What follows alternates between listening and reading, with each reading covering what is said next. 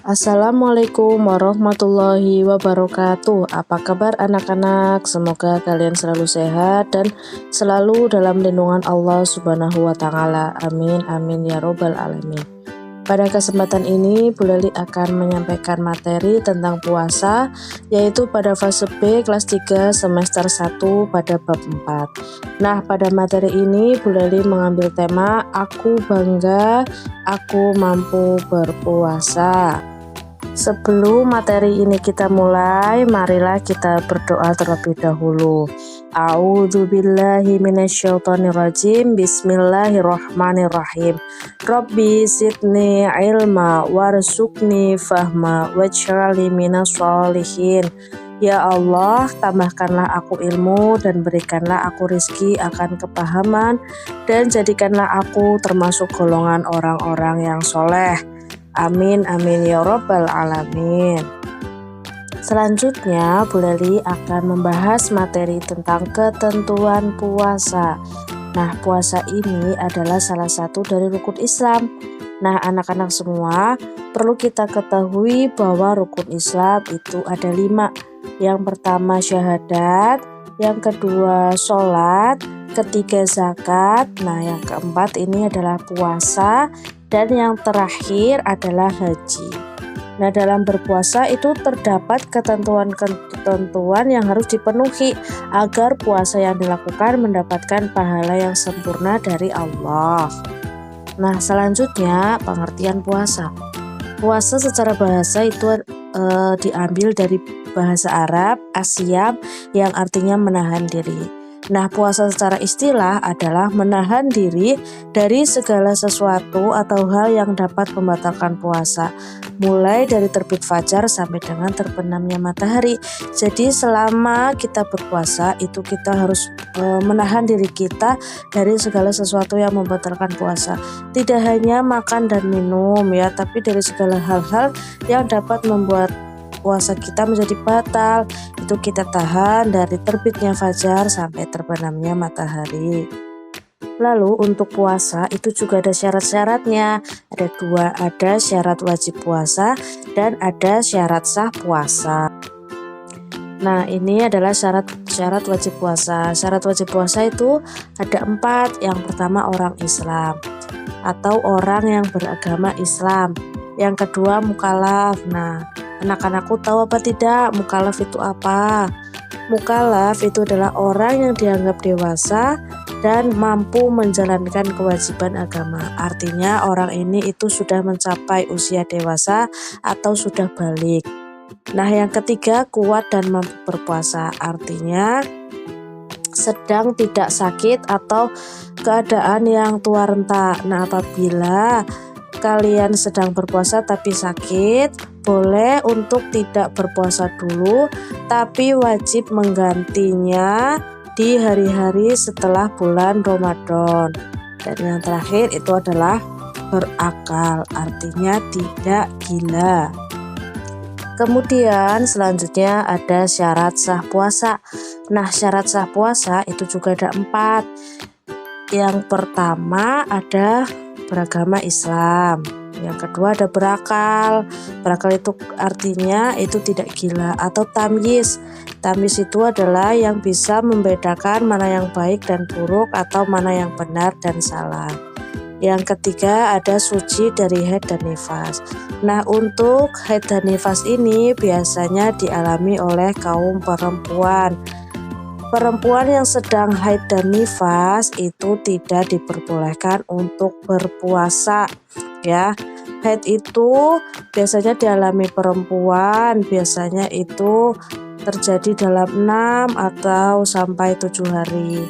Dan nifas itu juga dialami oleh para ibu-ibu yang setelah melahirkan. Nah, mereka ini tidak diperbolehkan untuk berpuasa, tetapi wajib menggantinya di hari-hari lain setelah bulan Ramadan sebanyak jumlah puasa yang ditinggalkan pada saat itu. Nah, yang terakhir adalah mengetahui waktu diperbolehkannya puasa. Selanjutnya, setelah tadi ada syarat wajib dan syarat sah puasa, ada juga yang namanya rukun puasa. Nah, rukun puasa itu hanya ada dua. Yang pertama niat, yang kedua yaitu menahan diri dari segala sesuatu atau segala hal yang dapat membatalkan puasa dari terbitnya fajar sampai terbenamnya matahari. Selanjutnya ada sunnah puasa. Nah, sunnah puasa itu diantaranya ada mengakhirkan sahur. Artinya adalah melaksanakan sahur pada jam mendekati azan subuh sehingga mendapatkan sunnahnya. Jadi ketika sahur itu kita tidak boleh untuk terlalu gasik ya. Yang kedua, menyegerakan untuk berbuka puasa.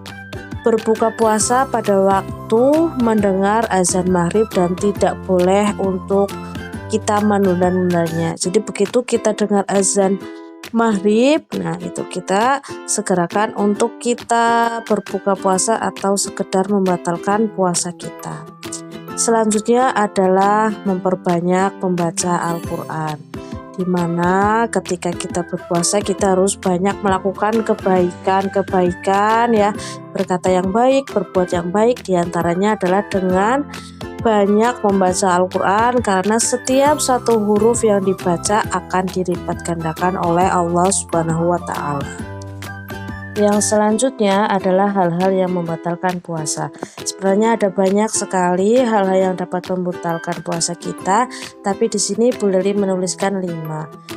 Yang pertama adalah makan dan minum dengan sengaja. Sudah pasti ketika kita sedang berpuasa, ketika kita dengan sengaja melakukan makan dan minum, maka puasa kita akan menjadi batal.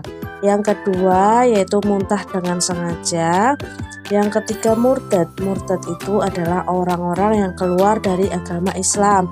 Yang keempat ada haid atau nifas.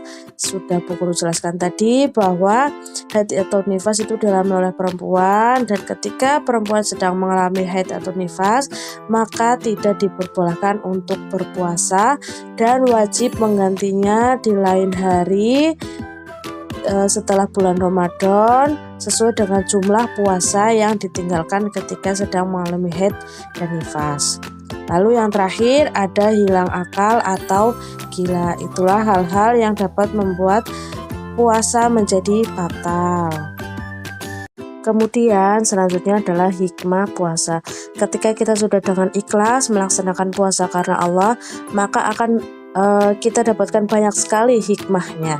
Di antaranya yaitu dapat meningkatkan ketakwaan kita kepada Allah Subhanahu wa Ta'ala, meningkatkan rasa syukur kepada Allah, melatih hidup disiplin, menghindarkan diri dari perbuatan yang buruk ya, karena ketika kita sedang berpuasa itu kita tidak boleh berkata atau berbuat yang buruk, karena itu akan mengurangi pahala puasa kita. Dan yang terakhir adalah melatih kesabaran. Sabar untuk menunggu azan maghrib, sabar untuk tidak marah ya, karena semua itu dapat mengurangi pahala puasa kita. Kemudian ada banyak sekali keutamaan puasa yang bisa kita dapatkan. Di antaranya insya Allah dapat masuk surga melalui pintu royan. Yang kedua, doanya mustajab atau cepat terkabul. Yang ketiga, pahalanya dilipat gandakan. Lalu yang terakhir itu akan dijauhkan dari panasnya api neraka. Lalu ini adalah ada tata cara berbuka. Yang pertama tentunya setelah kita mendengar azan maghrib, kita langsung menyegerakan untuk berbuka. Pertama yang kita lakukan adalah dengan membaca Bismillahirrahmanirrahim. Yang kedua, jangan langsung makan makanan yang berat, karena setelah seharian kan perut kita kosong, perut kita atau lambung kita tidak diisi makanan, tidak diisi minuman. Maka dari itu jangan langsung makan makanan yang berat. Sebaiknya minum air putih 1 gelas dulu, atau makan kurma 1 atau 3 biji yang berjumlah ganjil. Selanjutnya adalah sholat maghrib, karena sholat maghrib ini kan waktunya sebentar ya, makanya diusahakan untuk kita sholat maghrib dulu Dan yang terakhir, berdoa, berbuka puasa lalu baru kita makan ya. Makanya juga tidak boleh terlalu berlebihan ya.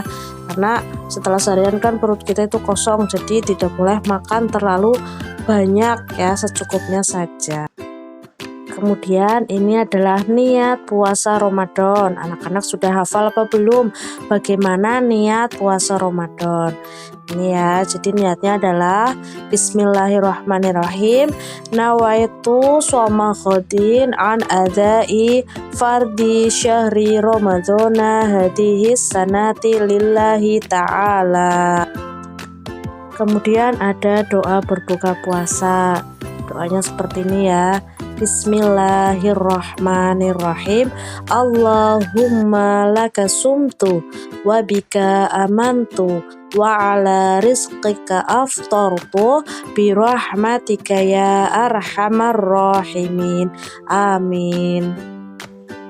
Nah, Bu Guru juga punya lagu tepuk puasa.